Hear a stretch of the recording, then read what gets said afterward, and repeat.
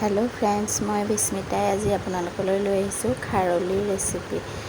মই ক'লা সৰিয়হখিনি ভালকৈ ধুই ৰ'দৰ পৰা আনিয়ে মিক্সিত দি ভালকৈ খুন্দি ল'লোঁ। তাৰপিছত এতিয়া এয়া চালি লৈছোঁ। মিক্সিত দিলে পূৰা ৰ'দৰ পৰা আনিয়ে লগে লগে পিচিব লাগে, তেতিয়া ধুনীয়াকৈ গুড়ি হয়। আৰু বহুতে কিন্তু নচলাকৈও বনায়। মই চালি লৈছোঁ, চালি ল'লে খাৰলিখিনি খাবলৈ বেছি ধুনীয়া হয়। তো এতিয়া এয়া আমাৰ ৰেডি হৈ গ'ল সৰিয়হ মোৰ বেছি নহয়, এইখিনিয়ে আছিলে। তাতে মই এতিয়া নিমখ দি ভালকৈ মিলাই লৈছোঁ। তাৰপিছতে মই ভীমকলৰ বাকলি পুৰি পেলাই খাৰ বনাই থৈ দিছিলোঁ, তো সেয়া অলপ দি এতিয়া মিলাই ল'ম। এয়া ভীমকলৰ খাৰ দি পেলাই সানি আছোঁ।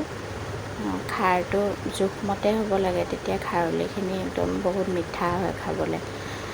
আৰু এতিয়া মই ইয়াতে কাটি লোৱা সৰু সৰুকৈ নহৰু দি লৈছোঁ।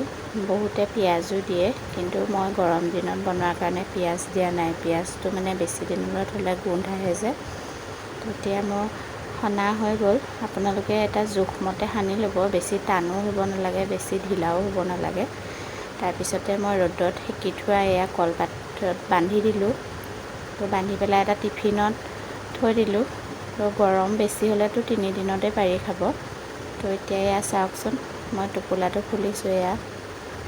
এইটো হৈছে জ্বলা নিদিয়া টোপোলা।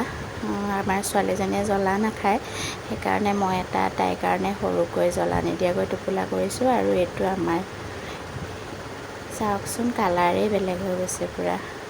তো আপোনালোকেও এবাৰ ট্ৰাই কৰি চাব।